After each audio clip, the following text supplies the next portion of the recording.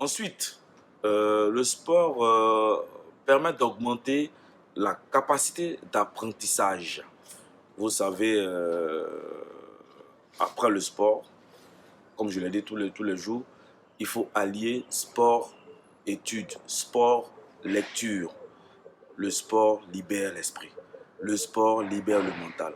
Vous allez voir que quand vous pratiquez le maximum de sport, vous apprenez vite. Vous avez une rapidité d'apprentissage qui est vraiment excellente. Et vous allez pouvoir être libre dans la tête pour lire, de lire, d'apprendre de nouvelles choses, d'acquérir de nouvelles connaissances, d'améliorer votre état d'esprit et votre morale. Et vraiment, en termes de connaissances, je pense que le sport vraiment ouvre largement l'esprit. Et c'est en fait, c'est aussi une guérison. Le sport permet aussi de gagner en soi, de gagner une certaine confiance en soi.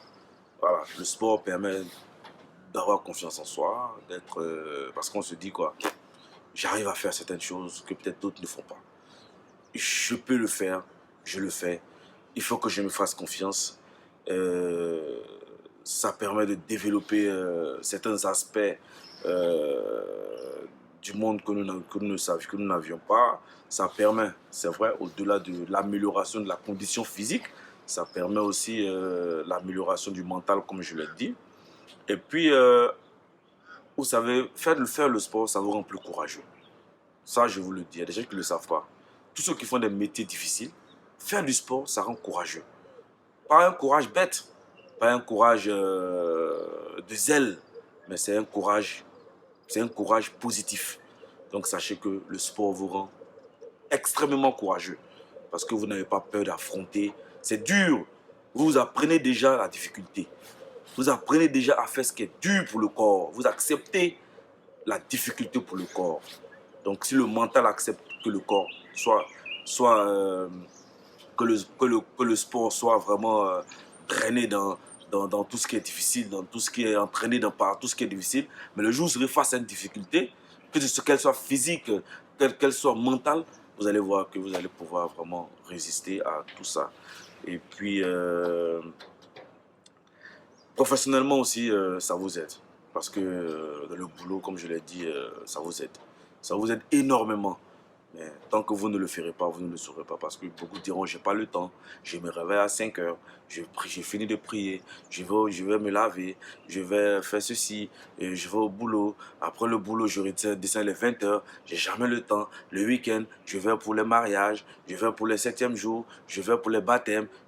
Donc, on n'aura jamais, jamais, jamais le temps. Tant que toi-même ne te donnera pas le temps nécessaire, tu n'auras jamais le temps. Et personne ne te donnera ce temps-là. Donc, à toi de te décider, à toi de vraiment savoir ce que tu veux. Et puis, en fonction de ça, tu t'adaptes et tu adaptes ton emploi du temps. Le cinquième point, comme je vous ai dit, je vais m'arrêter peut-être sur ces 5 points-là, je ne vais pas aller au-delà. Pour moi, le cinquième point, le sport reste l'un des meilleurs stimulants sexuels. Pour ne pas dire en griffe, parler de Viagra, parler de stimulants que les gens prennent, le dopant, les dopages, pour aller... Vraiment, le sport, c'est le meilleur. En faisant le sport, on dégraisse. En faisant le sport, on transpire.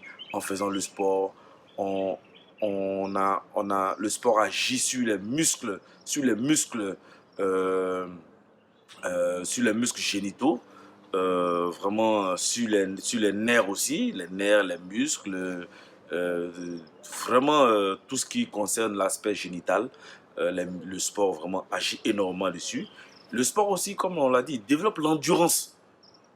Le sport te permet d'être vraiment endurant. Et l'endurance, ce n'est pas seulement dans la vie, courir après un voleur, courir après ceci, courir après la vie, courir après l'argent. Mais l'endurance, c'est aussi dans la vie sexuelle. Voilà, ça te permet aussi, ça améliore ta vie sexuelle. Ça te permet d'avoir vraiment une durée débat qui est plus que la normale. Parce que tu as entraîné ton corps à ça. Et puis, comme on le dit, tu n'es pas essoufflé puisque tu as eu le temps de travailler ton souffle, tu es à l'aise, tu es tranquille, et puis ça t'évitera toujours d'avoir un risque cardiaque, un risque de blessure cardiaque, comme on l'appelle AVC ou bien un arrêt cardiaque, parce que ton cœur n'est pas habitué. Tu prends les médicaments et autres pour aller faire tes ébats ou bien pour aller faire ce que tu as envie de faire de façon normale, de façon légale. Mais arrivé un moment, le cœur lâche parce que ton cœur n'est pas habitué, tes poumons ne sont pas habitués. Donc la respiration lâche